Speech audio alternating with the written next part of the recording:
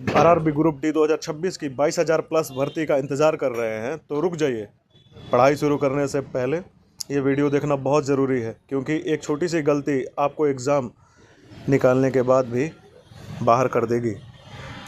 मैं रेलवे का खुद एक 2024 से रेलवे एम्प्लॉई हूँ दानापुर डिवीज़न में, और हर साल में हर वैकेंसी में मैंने ये देखा है कि हज़ारों बच्चे डॉक्यूमेंट के कारण, एक छोटी सी डॉक्यूमेंट के कारण बाहर होते हुए मैंने अपनी आंखों से देखा है। वैकेंसी के नए रूल्स और एआईआरएफ का उस लेटर की जो वैकेंसी बढ़ाने के लिए जो लिखा गया है, इस पे एक हम देखते हैं इसका डिटेल।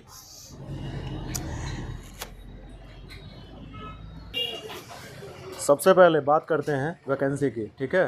नोटिफिकेशन में 22,000 सीट है, लेकिन एआईआरएफ ने रेल मंत्रालय को लेटर लिखा था, ठीक है। देख लो, यही लेटर है। सच्चाई ये है कि इसमें वर्कशॉप की सीट अभी बिल्कुल भी नहीं जुड़ी है। अगर वो जुड़ती भी हैं तो वैकेंसी 22,000 से बढ़कर 28 से 30,000 हो सकती है, क्योंकि भाई देखो, वर्कशॉप का जो सीट होता है, वर्कशॉप में 14 से 15% सीट कंज्यूम होता है, ठीक है। 14 से 15% ही हर वैकेंसी में। अगर आप 2019 वाला भी देख लो, चाहे 2025 वाला भी देख लो, 14 से 15% ही वैकेंसी। जैसे 2019 वाले में जब लाख वैकेंसी आया था, 1 लाख प्लस वैकेंसी आया था, तो उसमें 10 से 11,000 के करीब वैकेंसी आया था। तो अभी अगर हम देखें तो ये 22,000 का वैकेंसी है। 22,000 में अगर ज़्यादा से ज़्यादा अगर हम देखें तो वही 28 से 30,000 तक जा सकती है वैकेंसी, ठीक है। और जो लोग कह रहे हैं कि 60,000 वैकेंसी बढ़ सकती है, वो अभी सिर्फ और सिर्फ एक अंदाज़ा लगा रहे हैं, ठीक है। लेकिन हाँ, शॉर्टेज बहुत है। हम खुद फील्ड वर्क पे हम देखते हैं। देखो, हम लोग को खुद ही 10-10 घंटा काम करना होता है। जैसे हम लोग का वर्किंग आवर 8 घंटा है, पर 2 घंटा हम लोग को ओटी पर डे मिल जाता है, ठीक है। क्योंकि लोगों का शॉर्टेज है, बहुत शॉर्टेज है। और मतलब कि बहुत सारे वैसे लेवल 1 का ग्रुप डी का काम वैसे आउटसोर्सेज से करवाया जाता है, ये जैसे आप लोग भी जानते हो, ठीक है। तो ये लेटर में बस इन लोगों ने सख्ती से यही रेलवे मंत्रालय को भेजा है कि जो आपने वर्कशॉप का जो सीट नहीं जोड़ा है, और सब इनका सिर्फ और सिर्फ मोटिव वर्कशॉप का ही नहीं है, वर्कशॉप से भी ज़्यादा मतलब कि ऑल ओवर सारे सीट में जो भी रेलवे के सीट है। देखो तो भाई, पहले तो 21 सीटें आती थी, पहले 21 पोस्ट आते थे लेवल 1 में, उसको घटा के फिर 17 किया गया, 14 किया गया, और अभी नतीजा है कि 2026 में मात्र 11 पोस्ट दिया गया है। ऐसा चलता रहा तब तो ये वैकेंसी धीरे धीरे ख़त्म होते जा रही है। तो इसके लिए सख्ती से इन लोगों ने रेलवे मंत्रालय को ये किया है। आप देख सकते हो ऊपर में अश्वनी वैभव को भेजा गया है एआईआरएफ की तरफ से। शिव गोपाल मिश्रा जी ने मतलब कि इसमें ऐड किए गए हैं, और इस ये 6/1 को भेजा गया है लेटर, ठीक है। देखते हैं इस पर हाँ, इतना ज़रूर है, मैं खुद एक एम्प्लॉय होने के नाते मैं इतना तो कह सकता हूँ कि हाँ, ये जिस तरह का लेटर है, इस पर ज़रूर कुछ ना कुछ तो बढ़ोतरी होनी ही होनी चाहिए, बिल्कुल होगी। आगे चलते हैं। हाँ भाई, तो मैं ये कह रहा था कि देखो, ये जो 2026 में वैकेंसी, यानी ये तो 2025 वाली ही वैकेंसी है, पर 26 में आई है, क्योंकि जान ही रहे हो कि कोर्ट के कारण ये वाला पहला वाला वैकेंसी 2024 वाला काफ़ी लेट हो चुका था।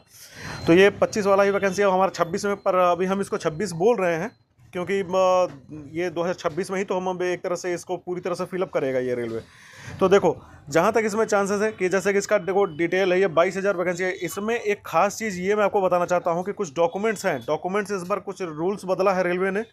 रूल्स क्या बदला है कि इसमें दो मेन बातें अगर इसमें ध्यान दी जाए, तो इसमें यहाँ पे देखो, सर्टिफिकेट बनाना है, सर्टिफिकेट से रिलेटेड है कि ये कास्ट सर्टिफिकेट जो होता है ओबीसी का, और ये ईडब्ल्यूएस का। बाकी एससी और एसटी में ये दिया रहता है कि हाँ, आप मतलब एक बार बनवा लिए तो मतलब कि वो तो बना का बना रहेगा, वो मान्य रहता है। पर ओबीसी और ईडब्ल्यूएस में आपको क्या है कि इन दोनों ही कैटेगरी में आपको ये मतलब कि टाइम टू टाइम इसको रिन्यूअल कराना होता है, ठीक है।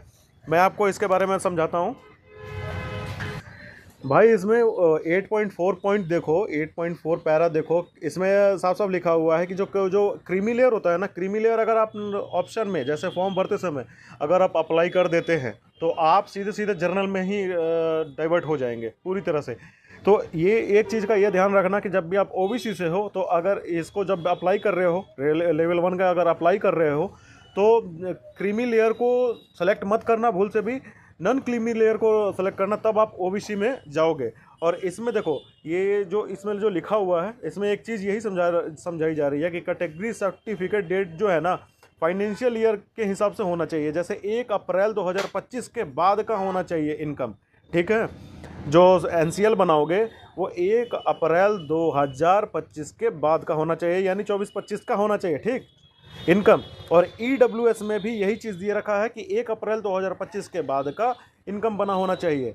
ये चीज़ दोनों ही कैटेगरी को देखना है, क्योंकि देख लो एससी और एसटी कभी कभी सेंट्रल गवर्नमेंट का अगर फॉर्मेट है तो कभी कभी माना जाएगा, वो एक बार ही बना लिए तो उनका वो हमेशा के लिए वैध रहेगा। तो भाई ये सब चीज़ ध्यान देना है। देखो दोस्तों ध्यान से सुनते हैं, ठीक है। अगर आपका ओबीसी या ईडब्ल्यूएस सर्टिफिकेट है 1 अप्रैल 2025 के पहले का बना हुआ तो रेलवे उसे एक्सेप्ट नहीं करेगा। क्यों? क्योंकि आपको फाइनेंशियल ईयर 2024-25 का इनकम दिखानी ही है। अगर आपने पुराना सर्टिफिकेट लगाया ना तो आपको सीधे जनरल कैटेगरी में डाल दिया जाएगा। ये ओबीसी के लिए मैं बता रहा हूँ। फिर भले ही आपका 80 मार्क्स क्यों ना आ जाए, समझ रहे हो, 80 चाहे 85 86 ही क्यों ना मार्क्स आ जाए, आप जर्नल का कट ऑफ अगर मान के चलो, अगर 86 आपका आता है, 87 जर्नल का कट ऑफ जाता है, तो आप फिर भी आप नहीं हो पाइएगा। क्यों? क्योंकि ना आप ओबीसी रहे, ना जर्नल का फाइट के बराबर ना आप नंबर ला पाए, ठीक है। तो इसका ध्यान रखना है, ठीक है। आगे चलते हैं। अब इसमें भाइयों अगर हम आईटीआई और चाहे रेलवे अप्रेंटिस का बात कर लें, जो सीसीए कैंडिडेट होते हैं, इसमें अगर हम एक बात करें तो देखो इसमें एक मेट्रो का सीट इसमें जुड़ा है। इस बार आरआरबी में 29 सीट टोटल आया है। इसका अगर 20% अगर हम देखते हैं तो 6 सीटें हमारी 20% की आ जाती हैं, ठीक है। 6 सीटें इस बार सीसीए को मेट्रो का मिलने वाला, और मेट्रो का भाई बहुत लाजवाब सीट है। मैं आपको इतना बताऊंगा, बहुत लाजवाब सीट है इसमें अगर आप देखोगे। और इसमें देख लो, आपको मैंने पूरा ये डाटा बता रखा है कि कितना सीट किस जोन में रहेगा, ठीक है। हर सीट के बारे में आपको मैं बताऊंगा। भाई ये देखो, आप लोग को 20% कोटा मिलता है, ठीक है। पूरी वैकेंसी का 20% कोटा मिलता है। और आप लोग क्या है कि देखो, आप जब भी फॉर्म भरो, आपके लिए अगर डॉक्यूमेंट की अगर मैं बात करूं तो अगर देखो डॉक्यूमेंट में आप क्या होता है कि किसी का लड़के का अगर किसी का ये होता है कि अगर अप्लाई किया उसका, तो कोई उसका फॉर्म में कोई मार्क्स नहीं शो कर रहा है, चाहे सर्टिफिकेट नंबर अगर उसने गलती डाल दिया, अगर गलती डाल दिया तो आप आरआरबी का जो साइट खोलते हो, जो फॉर्म फिलअप करते हो, उसमें एक हेल्पलाइन नंबर भी दिया जाता है। थोड़ी सी मेहनत करोगे ना तो आपके पास जॉब बिल्कुल होगी। और देखो सीसीए को 20% कोटा मिलता है, और बहुत कम कट ऑफ पे भाई आपके दोगुना कट ऑफ जाता है ओपन बहाली में। अगर आपका 40 अगर जनरल का अगर कट ऑफ है ना तो 80 के करीब जाता है ओपन में। आप उतना आपको रेलवे प्रेफरेंस दे रहा है। और प्लस में पीईटी आपके लिए फिजिकल एफिशिएंसी टेस्ट भी माफ रहता है। कोई नहीं, कोई कुछ, आपको सिर्फ और सिर्फ आपको रिजल्ट निकालना है और सीधा डीबी करवाइए भाई, और मेडिकल करवाइए। मेडिकल आप फिट ही रहते हैं और आप सीधा ज्वाइनिंग लीजिए। बहुत ज़्यादा छूट है आप लोग के लिए, और आप लोग के लिए एक तरह से नौकरी धरी हुई है। बस थोड़े से नाकामी के कारण, थोड़ी सी कोताही के कारण बस, और सिर्फ आप जॉब नहीं ले पाते हो। तो इस चीज़ का ध्यान रखो। अगर बाय द वे अगर कोई फॉर्म फिलअप करते हो और अगर कोई भी छोटी सी अगर मिस्टेक हो जाती है, तो आपके एक छोटे से मिस्टेक के कारण से अगर आपका रिजल्ट निकला हुआ डीवी में आपको हटा दिया जाएगा। क्यों? क्योंकि आपने कुछ भरा कुछ और है और सर्टिफिकेट आप कुछ और लेकर जा रहे हो। बाय द वे अगर किसी का भी कुछ भी फॉर्म भरने के बाद भी अगर कुछ दिक्कत होता है तो आप रेलवे आरआरबी को एक कॉल कर सकते हो। हेल्पलाइन नंबर दिया ही रहता है, उस पर अपना रजिस्ट्रेशन नंबर बताओ और उस पर सुधार बताओ कि सर मेरा ये है ओरिजिनल, और ये मेरे से गलती से फॉर्म में ये हो चुका है, तो वो करेक्शन वाइज उसको ठीक कर दिया जाएगा, ठीक है। कुछ भी आपका ना कोई चार्ज लगने वाला है ना कुछ भी, ठीक है। और बाय द वे अगर फिर भी नहीं होता है तो आपको 1 महीने के बाद या 15 दिन के बाद आपको ये लगभग ये करेक्शन के लिए आपको, चाहे 1 महीने के बाद, मोटा मोटी मान के चलो 1 महीने के बाद आपको मतलब करेक्शन करने के लिए मॉडिफिकेशन लिंक खुली जाता है, ठीक है। उसमें आप चेंज कर सकते हो, पर उससे भी पहले आप कॉल करके आप उसमें सुधार कर सकते हो, ठीक है। उसमें आपका कोई पैसा नहीं लगने वाला। तो इस चीज़ का ध्यान रखो मेरे भाई। आगे बात करते हैं कि हाँ, आंसर की कब तक आ सकती है। जो दी हुई जो 32,000 की जो सीट है उसमें आंसर की कब तक आ सकती है। और भाई अगर मैं वैकेंसी की अगर बात कर लूँ कि जो ये लेटर जो AIRF ने दिया है, तो देखो ज़्यादा से ज़्यादा अगर सीट आप सोच रहे हो ना कि कोई अगर कह रहा है ना कि 60,000 और 65,000 अगर वैकेंसी बढ़ जाए, भाई मैं खुद एक रेलवे का ECR जोन का राजेंद्र नगर का स्टाफ हूँ, ग्रेड 1 टेक्नीशियन हूँ।